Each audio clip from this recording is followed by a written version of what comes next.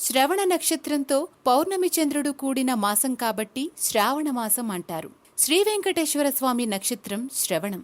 శ్రావణ సోమవారాలు శివాభిషేకాలు, శ్రావణ మంగళవారాలు, శ్రావణ శుక్రవారాలు, మంగళగౌరి, వరలక్ష్మి పూజలు మహిళలు సంప్రదాయకంగా ఆచరిస్తారు.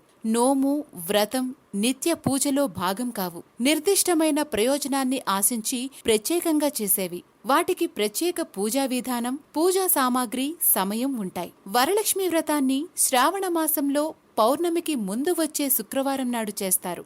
ఆ రోజు వీలు కుదరకపోతే తరువాత వచ్చే శ్రావణ శుక్రవారాల్లో ఆచరించవచ్చు. వర అంటే శ్రేష్టమైన అని అర్థం. వరలక్ష్మి అంటే వరాలనిచ్చే లక్ష్మి అని అర్థం చెప్పుకోవాలి. లక్ష్మి సంపదకు, సౌభాగ్యానికి ప్రతీక. మానవులు సుఖమయమైన జీవితం గడపడానికి కావలసిన సమస్తమైన అంశాలు సంపదయే. ధన ధాన్యాదులు, సంతాన, ఆరోగ్య జ్ఞానాదులన్నీ సంపదులే. వరలక్ష్మీ వ్రత వేళ తెలుగులోగిళ్లు కళకళలాడుతూ ఉంటాయి. పసుపు కుంకుమలతో గడపలు మహాలక్ష్మి స్వరూపాలుగా వెలిగిపోతాయి. మామిళ్ల తోరణాలు ఆదర స్వాగతాలు అందిస్తాయి. పారాణి పాదాల ముత్తైదువులు ఇచ్చిపుచ్చుకునే శనగల వాయనాలతో ప్రేమకు, ఆదరానికి అలవాలమై నిలిచేదే శ్రావణమాసం.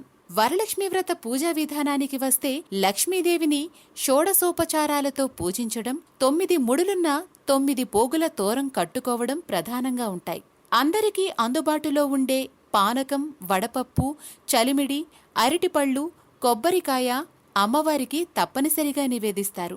లక్ష్మీదేవికి ఆవుపాలు, బెల్లంతో చేసిన పరమాన్నం, బూరెలు మొదలైన పిండి వంటలు కూడా నివేదిస్తారు. కొందరు 9 రకాల పిండి వంటలు చేస్తారు.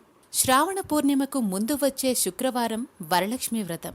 ఈ వ్రతంలో పసుపు కుంకుమలు, ధూప దీప నైవేద్యాలు, పూలు ఇవన్నీ సహజంగా భాగంగా ఉంటాయి. వీటితో పాటు వ్రతం రోజున అమ్మవారికి ఇరువైపులా ఏనుగు బొమ్మలు అలంకరించండి. గజరాజులు శుభ లాభాలకు ప్రతీకలు. ఏనుగు బొమ్మలు లేకపోతే తమలపాకులపై 2 పసుపు రూపులు ఏర్పాటు చేస్తే అవి కూడా ఏనుగులతో సమానమే. లక్ష్మీదేవికి ఫలరసం అంటే చాలా ఇష్టం. అందుకే అమ్మవారికి ఒక చిన్న గ్లాసులో ఏదో ఒక పళ్లరసాన్ని తప్పనిసరిగా నివేదించండి. వరలక్ష్మీదేవి పక్కన ఓ పూల సజ్జను లేదా పూలతో నింపిన గిన్నెను ఉంచండి. అమ్మవారు వెళ్లేటప్పుడు వాటిని తీసుకెళ్తుందని చెప్తుంటారు. మన జీవన వృక్షానికి సుఖ సంతోషాలనే పూలను పూయిస్తుంది. నైవేద్యం విషయానికొస్తే శక్తి మేర పిండి వంటలు నివేదించండి. ఆవు పాలతో చేసిన పరమాన్నం నివేదించినా చాలు. మీరు కలశంలో గనక అమ్మవారిని ఆవాహన చేస్తున్నట్లయితే, కలశంలో నీరు నింపినట్లయితే ఆ నీటిని పారబోయకుండా తాగేయాలి. లేదా కలశంలో బియ్యం, ఎండు ఖర్జూరాలు, వక్కలు, పసుపు కొమ్ములు, నాణేలు వేసి నింపవచ్చు.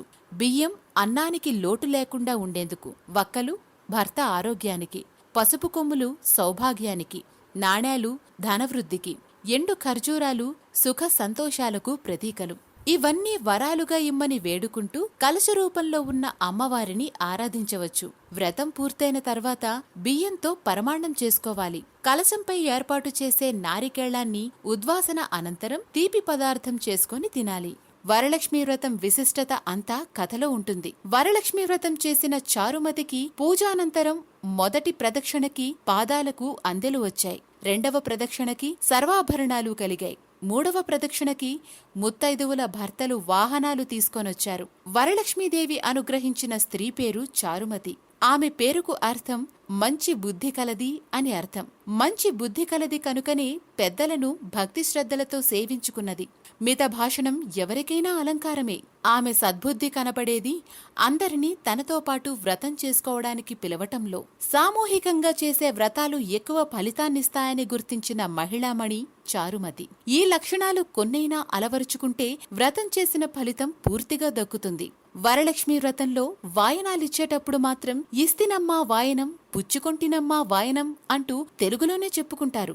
నా వాయనం పుచ్చుకున్నవారెవరు అని అడిగితే నేనే వరలక్ష్మీదేవిని అని సమాధానమిస్తారు. సాటి మనుషుల్లో దైవాలను చూడటం మనకు నేర్పుతున్నది ఇటువంటి వ్రతాలే. వ్రత ఫలం సిరి సంపదలు లభించడం ఒక్కటే కాదు, ఏ స్త్రీ అయినా కోరుకునేది భర్త ప్రేమాభిమానాలు. చారుమతితో పాటు వరలక్ష్మీ వ్రతం చేసుకున్న స్త్రీలకు అది లభించింది. అదే అసలైన లక్ష్మి. వరలక్ష్మి అనుగ్రహం పొందడానికి చారుమతి వంటి మంచి బుద్ధి కలిగి ఉండాలి.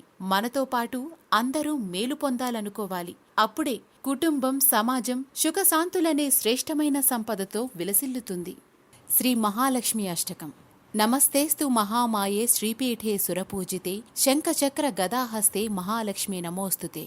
నమస్తే గరుడారూఢే డోలాసుర భయంకరి సర్వపాపహరే దేవి మహాలక్ష్మి నమోస్తుతే. సర్వజ్ఞే సర్వవరదే సర్వదుష్ట భయంకరి సర్వదుఃఖ హరే దేవి మహాలక్ష్మి నమోస్తుతే. సిద్ధి బుద్ధి ప్రదే దేవి భుక్తి ముక్తి ప్రదాయిని మంత్రమూర్తే సదాదేవి మహాలక్ష్మి నమోస్తుతే. ఆద్యంతరహితే దేవి ఆదిశక్తి మహేశ్వరి యోగజ్ఞే యోగ సంభూతే మహాలక్ష్మి నమోస్తుతే. స్థూల సూక్ష్మ మహారౌద్రే మహాశక్తి మహోదరే మహాపాపహరే దేవి మహాలక్ష్మి నమోస్తుతే. పద్మాసన స్థితే దేవి పరబ్రహ్మస్వరూపిణి పరమేశి జగన్మాతః మహాలక్ష్మి నమోస్తుతే. శ్వేతాంబరధరే దేవి నానాలంకార భూషితే జగస్థితే జగన్మాతః మహాలక్ష్మి నమోస్తుతే. మహాలక్ష్యష్టకం స్తోత్రం యః పఠేత్ భక్తిమాన్ నరః సర్వసిద్ధిమవాప్నోతి రాజ్యం ప్రాప్నోతి సర్వదా. ఏకకాలే పఠేన్నిత్యం మహాపాప వినాశనం ద్వికాలం యః పఠేన్నిత్యం ధనధాన్య సమన్వితం త్రికాలం యః పఠేన్నిత్యం మహాశత్రు వినాశనం మహాలక్ష్మిర్భవేన్నిత్యం ప్రసన్నా వరదా శుభా.